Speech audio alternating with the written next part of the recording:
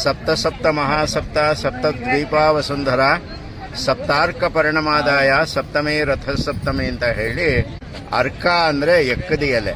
ಎಕ್ಕದಿ ಎಲೆನ ನಾವು ತಲೆ ಮೇಲಿಟ್ಕೊಂಡು ಇವತ್ತು ಸ್ನಾನ ಮಾಡೋದ್ರಿಂದ ಆಯುಷ್ಯಾಭಿವೃದ್ಧಿ ಆಗುತ್ತೆ ಅಂತ ಶಾಸ್ತ್ರದಲ್ಲಿ ಉಕ್ತವಾಗಿದೆ.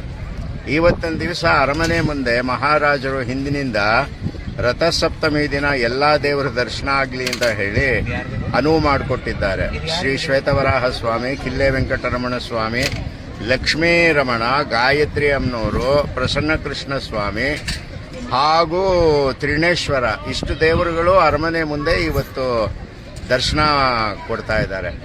ಅದೇ ರಥಸಪ್ತಮಿ ದಿನ ಇವತ್ತು ಸೂರ್ಯ ಉತ್ತರ ದಿಕ್ಕಿಗೆ ತೇರಲ್ಲಿ ಹೊರಡ್ತಾನೆ. ಅದು ಸಪ್ತ ಅಶ್ವ, 7 ಕುದುರೆಗಳುಳ್ಳ ರಥದಲ್ಲಿ ಉತ್ತರ ದಿಕ್ಕಿಗೆ ಪ್ರಯಾಣ ಮಾಡ್ತಾನೆ.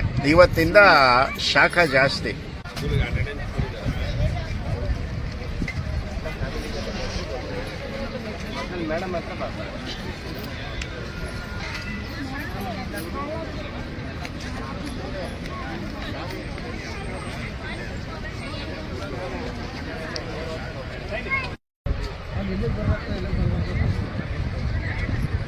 ಇಲ್ಲಿ ಬರೋರೆಲ್ಲ ಸದ್ಯ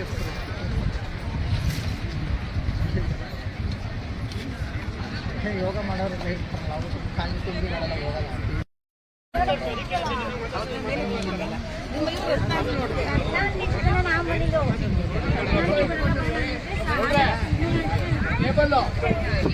ಟೇಬಲ್ ಇದೆಯಲ್ಲ